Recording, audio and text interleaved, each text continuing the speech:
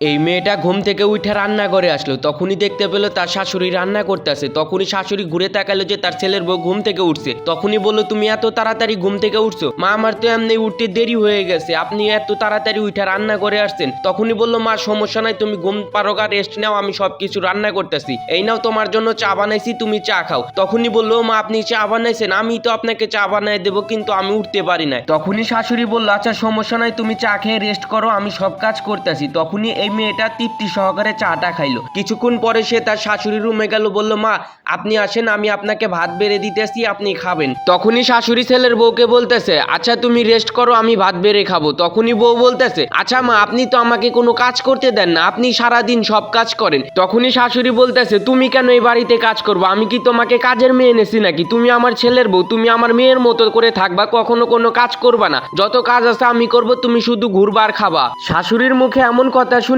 মেয়েটা মুচকি আসলো আর বলল, আচ্ছা আমি চলে গেলাম। তার কিছুক্ষণ পরে শাশুড়ি তার ঘরে গেল, তাকে খাওয়ার জন্য ডাকতেছে। তখনই দেখতে পেলো মেয়েটা রেডি হয়ে আসছিল। তখনই বলল, কি ব্যাপার বৌমা, তুমি আমার সামনে এইভাবে মাথায় কাপড় দিয়ে রাখো কেন? তখনই বলল, আমি তো বউ মানুষ, আমাকে কাপড় দিতে হবে না। তখনই বলল, তোমাকে আর কাপড় দিতে হবে না, আমি আর তুমি তো এই বাড়িতে থাকি, তুমি সব সময় আমার কাছে মেয়ের মতো করে থাকবা। তখনই এই মেয়েটা ওন্নাটা বুকের উপর রাখলো এবং মুচকি হাসি দিল। তখনই শাশুড়ি বলল, আসো একসাথে ভাত খাবো। শাশুড়ির মুখে এমন কথা শুনে মেয়েটা খুশি হয়ে গেল। সত্যি বলতে প্রত্যেকটা মেয়েই চায় যে তার শাশুড়ি যেন মায়ের মতো হয়। মেয়েটার বা শাশুড়ির ব্যবহারে খুশি হলে শেয়ার করে দিবেন।